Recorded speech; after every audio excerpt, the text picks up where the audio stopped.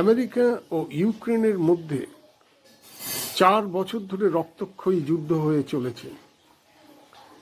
এই যুদ্ধ থামার কোনো লক্ষণ দেখা যাচ্ছে না।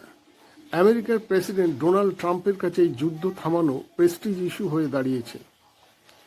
দ্বিতীয় দফায় প্রেসিডেন্ট হওয়ার আগে নির্বাচনী প্রচারে ট্রাম্প বলেছিলেন তিনি ক্ষমতায় আসার 24 ঘন্টার মধ্যে এই যুদ্ধ থামিয়ে দেবেন, কিন্তু বাস্তবে তা হয়নি। বৈঠকের পর বৈঠকই হয়েছে কেবল। এবার মূলত ট্রাম্পের উদ্যোগে এই প্রথম রাশিয়া ও ইউক্রেনকে নিয়ে ত্রিপক্ষীয় বৈঠক হয়ে গেল আবুধাবিতে। দুদিনের এই বৈঠকে তেমন কোনো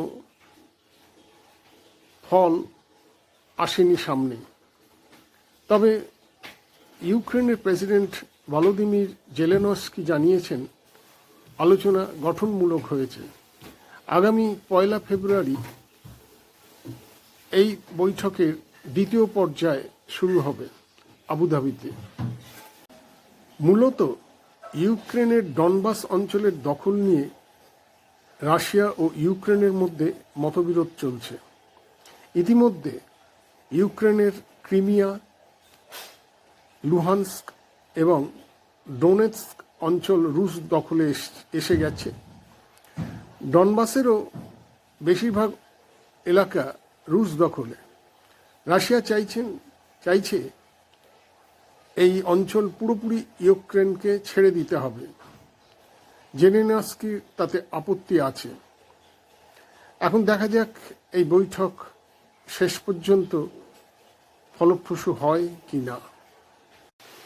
রাশিয়ার প্রেসিডেন্ট ভ্লাদিমির পুতিন বলেছেন ডনবাস না পেলে এই যুদ্ধ থামবে না। ট্রাম্প পড়েছেন ফ্যাসাদে। তিনি এই যুদ্ধ থামাতে বদ্ধপরিকর। তার উদ্যোগ কি শেষ পর্যন্ত সফল হবে নাকি ভেস্তে যাবে?